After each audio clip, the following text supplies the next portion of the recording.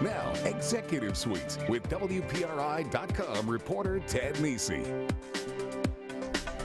Welcome to Executive Suite. I'm Ted Nisi, and today we're taking on some topics that will be familiar and understandable to just about all of you. Later on the show, we're going to talk about the business of soup with Blount Fine Foods, one of the most famous names in that industry, and of course a famed local company. We'll have them on later. But right now, I'm pleased to be joined by two doctors, men of medicine from University Orthopedics, which I bet just about everyone's heard of. And they are Dr. Edward Akelman. He's president of University Orthopedics, and Dr. David Moss. He's a surgeon who recently joined as part of a merger that we're going to talk about between two different orthopedics groups. So, gentlemen, thanks for being here. Thank you. So, as I said, Dr. Akelman, I bet a lot of people have heard of University Orthopedics. Maybe they've gone for a procedure, or a family member has, or they've seen your docs as expert, or they've seen your commercials. But just give people a sense. They don't always know who's affiliated with who and what, of the scale of what you do at University Orthopedics and where you are. Well, again, thanks for asking us to come by. We're orthopedists. University Orthopedics has 43 practicing orthopedists. We also have about a total of 60 musculoskeletal care providers. That includes nurse practitioners and physician's assistants. We have about 450 employees. So we have sites in East Providence, Middletown, Johnston, East Greenwich, multiple sites throughout the state. So generally, most of us have seen most people in Rhode Island. At some point or another. Sometimes, unfortunately for us, right? Yeah, Something's exactly. gone a little wrong, and we need you guys to get it right again. Something that can be tough for people to follow, as someone who covers the healthcare beat now and then, is who is the relationships between different organizations. So, who owns University Orthopedics, or who is it affiliated with when people think of the bigger names? Can you just describe how that works too? Sure. So the ownership is the group of partners. So all of the physicians who are part of the practice are partners, including David, who's actually joined us as of January 1st. We also have affiliations with lots of things. So for instance, I wear multiple hats. So I'm the president of the board of University Orthopedics, but I also am the chairman of orthopedics at Lifespan, and I'm the chairman of the Department of Orthopedics at the Warren Alpert Medical School. So we affiliate with lots of groups, and maybe David could speak to the affiliation that you have. Sure. So we joined, we being the Center for Orthopedics, which had an office in Johnston and still does and will continue to do so. So we joined University Orthopedics as of January 1st of this year. So we're 2 months into our merger. How's it going so far? Are you happy? Yeah. No regrets? No regrets. No regrets. In front of the president? Yeah. Absolutely. Absolutely. No, everything is moving forward. You know, a lot of challenges. Just, you know, we're in practice for 35 years as Center for Orthopedics in Johnston, in the community, a little bit of a different slant on a university type setting. So, you know, we feel that we bring that community flair, that family oriented, you know, high quality care in the community, you know, that university brings also, but a little bit different, and that was sort of where, you know, what we were bringing, or we proposed to bring to the table. Let me stick with you on that, Dr. Moss. Let's talk about the merger a little bit, because it's always interesting who's aligning with who and which docs are in which practice and moving around. What made you folks who are at Center for Orthopedics decide to, whether, I don't know if you were approached or you approached them, but what made you think, like, yes, let's join up with this large organization and make something bigger together? Yeah. So there's, you know, I used to say several years ago, you know, every few months you'd hear about something different that was going on. Now it's almost on a daily basis. What hospital system is looking to integrate with what other hospital system, or what physician is going to join this hospital? So, you know, it became very challenging to sort of get the definitive lay of the land and see what would work best for all of us. And we just felt, you know, that like-minded orthopedic surgeons, you know, high quality, good guys, that was the best way for us to advance, as opposed to maybe, you know, being hospital employed or multi-specialty employed or whatnot. So we liked that aspect. And Dr. Akelman, this is, as Dr. Moss says, a time of, seems like, for an outsider just covering it, enormous change in how the medical profession is structured. Sure. I think that for us, it was a no-brainer, because I think that as practicing physicians, what we want, and I think what our patients want, is the best quality, best value surgeons. And so for us, this group, as for other orthopedists who joined us, are high quality, great with patients, been in the state of Rhode Island for many years, and so from our point of view, just adding high quality providers is really what our essentially core essence is. We want to really provide great care to patients in Rhode Island. And you mentioned your affiliation with Lifespan as University Orthopedics. My understanding is you guys were associated with Charter Care, which is Roger Williams Medical Center and Fatima Hospital, right? So how has being coming together but still having, those hospital groups can be have little rivalries a bit, I would say, as someone who's covered them for a while. How is it work coming together with the two different sort of hospital groups you guys are tied to? Yeah, so we predominantly have, I used to do, when I first started, a lot of work at Roger Williams and Fatima, and then more recently, over the past several years, predominantly at Fatima, being the chair, the chief of orthopedics over there, which I just turned over to Dr. Servian recently. So, so that it becomes challenging system-wise, hospital, but we plan to continue to provide the same high-quality care within Charter Care at Fatima Hospital. We've been doing it, like I said, for over 35 years. There's no, taking cases or doing things differently at different, at Lifespan or any of those facilities. We want to collectively bring these entities together, and that, like I said, is really where we were going with this whole thing, to make it work both ways. For your viewers, we're a business, and as the things approach us that we have to invest in, much better to do it in scale with good people. So, for instance, electronic medical records, extremely expensive for physicians. If we can do it for larger groups of physicians, per physician and for the entire organization, it's better. Things like buying health insurance, or things that a back office, an administrative executive group would do. If you're doing it for a larger group, it's beneficial, even to a group like ours. But we started out with 6 physicians about 30 years ago, and now again we're up to 43, and I think we had 20 employees. We now have about 450. So from my point of view, we're also a small business. So people think of us as orthopedic surgeons providing care, but we also have all the pressures, all the challenges that small businesses in the state of Rhode Island have. We have to go to break, but one other question on that, I'm curious. You see also physicians groups, as you alluded to, Dr. Moss, becoming hospital employees or joining even bigger groups like the Brown Physicians Network that was brought together in recent years. Do you see University Orthopedics remaining independent, known by its group, or could you see you guys joining some larger entity in the medium term? Yeah, at least for me, we are open to all options. We've discussed lots of things as partners. As a matter of fact, we're going to have an April strategic offsite where we're going to talk about our future. But it is nice being independent, to be able to call our own shots and make our own decisions, because we're smaller than, let's say, Lifespan or Charter Care or South County, the other health systems in the state, Care New England. So we actually like the idea of being independent, but we're probably, we're affiliated. We're affiliated with Lifespan. We're affiliated with Charter Care. We think that's good for both the health systems and also for us. All right, we're going to take a break. When we come back, we're going to talk much more about University Orthopedics, including that fancy new building, very nice looking. You can see looming over Kettle Point in East Providence now. So stick with us on Executive Suite.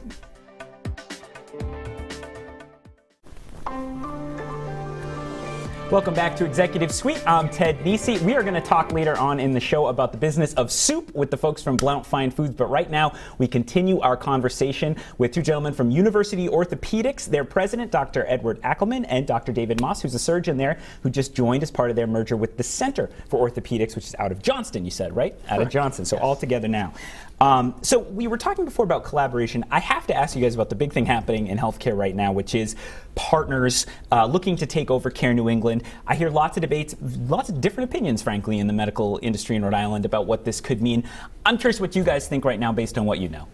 You want me to take that? I would love for you to take that. Hot potato. Yeah, that's a great question, very hot. I try to think first that what are the opportunities with partners coming to Rhode Island with Care New England.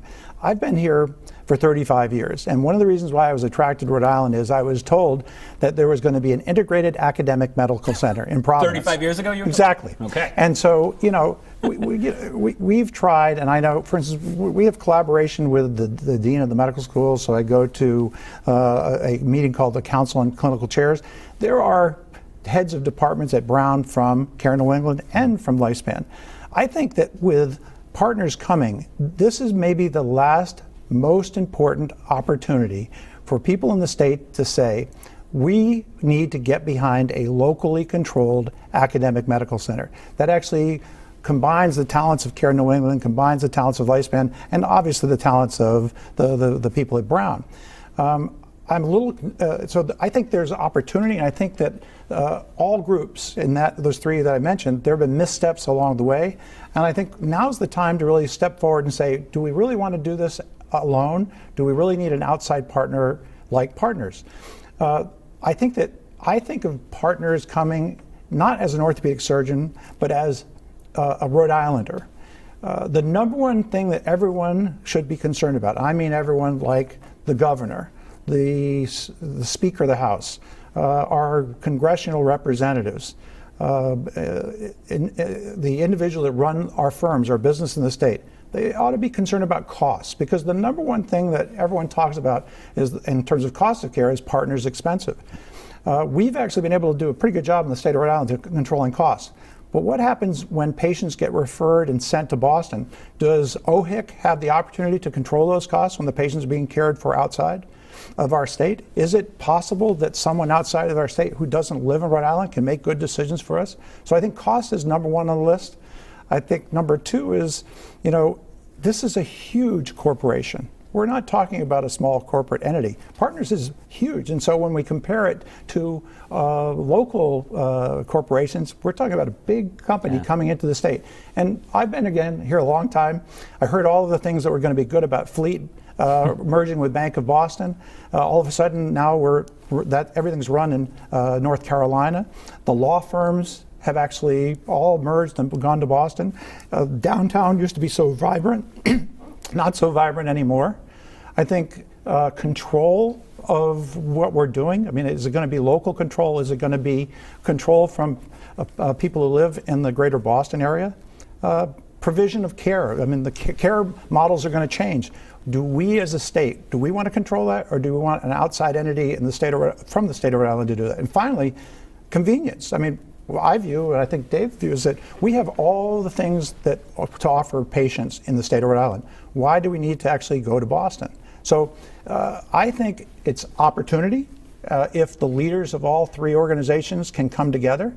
And I think there are risks. And I hope that the Department of Business Regulation, everyone really looks at this cost matter because I think it's a big deal. And I think that businesses should really watch this, because this is going to impact care in Rhode Island for the next 20, 30, 50 years. You've given this a little thought, Dr. Akelman, I can tell. I do want to make sure before we go to the final break that we talk about your new facility. So Dr. Moss, maybe you can take that a little. What's exciting about this new Kettle Point facility in East Providence, as well as the other new initiatives at University Orthopedics? Absolutely. Great question, yeah. Beautiful facility, state-of-the-art, multi-office building, surgical center, brand new, like I said, state-of-the-art facility there, which I've had the opportunity to really jump into for the past several weeks. And good staff, good people, good high-quality care, cost-effective. Overall, things are moving to the outpatient setting for convenience, for quality, for cost, and that is a national issue that is happening. And to have that opportunity right here in Rhode Island, East Providence, right around the corner here, is beneficial for everybody. 15 seconds, final thought on that, Dr. Akelman. It's been a labor of love. It's a great building. It's made for patients, made for convenience. It really is, as Dave says, an opportunity to provide great quality, great value for care for people in Rhode Island. All right, Dr. Edward Akelman, Dr. David Moss from University Orthopedics, thank you both for joining me. Don't go away, though, because when we come back, Todd Blount makes his dramatic return to Executive Suite with more talk about Blount Fine Foods and what they're up to in the soup industry. Stick with us on Executive Suite.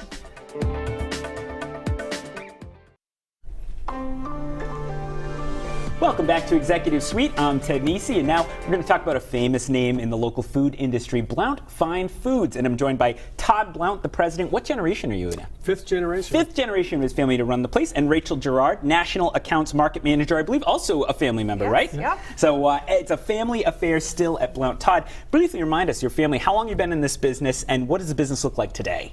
Yeah, I mean, we started way back in 1880 right here in Narragansett Bay, farming and shucking oysters. As the oysters kind of ran out, we moved into the clam business and kind of pioneered that through the 1900s. And then more recent history was creating these prepared foods, obviously to start taking the clams and making clam chowder. But then, of course, that moved into a whole variety of soups. And really today we are focused on prepared foods, making refrigerated soups. Nationwide, we're the largest fresh soup company in America, and we're practically in every grocery store in America with some kind of prepared food, as well as many restaurant chains. And remind people, what will they see on the label? Because they might be buying Blount soup and not know it. That's a great point. I mean, we love category management, and so category management means we might have different labels. Private label, we also sell and market the Panera Bread soups around America, as well as some of our own soups and hot to go. And then what's really fun, and one of the things Rachel's working on, is really getting our soups further into restaurant chains where you don't necessarily see our name, but you might recognize our flavor. And Rachael, you've been popping up on QVC, which is, I think, a new initiative, somewhat new for you folks. Talk about how that is now playing into what you guys are doing at Blount. Sure, yeah. So QVC came up about in August. My first on-air date was September. I've been on 3 times. We've showed broccoli cheddar, lasagna, which actually sold the best. Okay. And then we also did the New England clam chowder and lobster bisque. What, as now a fellow television professional like me, what is it like to do briefly that QVC thing? My wife likes to watch sometimes. You know what? You actually have to take a class and pass it to go on air. So I did a full day there where you're just immersed in their marketing, which was fascinating. You learn about who their customer is, how to speak, how to have a conversation. And it was really great experience. Gosh, I should probably take that class. Maybe the show would get a little better. No, you're fine. How does that fit into sort of your broader plans for the company as you're sort of planning for when the 6th generation comes along? So, I mean, now that we believe have been extremely successful in this refrigerated soup around the country, we want to get back to our roots. And really that is to establish a Blount brand. I mean, it's in restaurants, it's hot to go, you see it here and there. So Rachael has helped us put together this first opportunity. These are like alternative channels, it could be mail order, QVC, local stores, and where possible to use the Blount brand. So that's kind of our next thing. And it may be outside of soups. We already do mac and cheese, but there's other options in what we're calling Blount's Family Kitchen, and we're doing some market research and some culinary work now to come out with a new line of prepared foods, sides, meals, that sort of thing. Here in your home market, what comes to mind is the clam shacks you guys have in the summer. I know there's one in East Providence, there's one in Warren. Yep. They always seem to be packed. That seems like it's been a success for you guys. Yeah, clam shacks are like coming back to our roots. So as we're a national soup company now, we don't want to lose our roots of being local seafood, and that's just been a great way to embody that in both with our markets, our stores, and the clam shack. And we're really excited to kind of brought together a local movement. There's so much great local food initiatives, entrepreneurial endeavors. And as we became national, like, how do we get back to our roots? So we did launch the Clam Shack seafood soups locally, only right now available at local markets. And so Rachael was a great part, being able to be the face of the Blount soups, both on QVC and in our local advertisements. And Rachael, as you guys talk and think about the future of the company, the future of the brand, a lot of companies say consumer preferences are changing faster maybe than they used to. Absolutely. What are you kind of, as you try to future-proof the company, what are you thinking about? That's where we see the consumer going, or we see, this is zooming up in our sales and we might not have expected it. Yeah, you know what? I mean, we do a lot of research on our end. So we use Technomic, we use IRI, we have a great culinary staff. So we're constantly out meeting with vendors, finding out what's popular.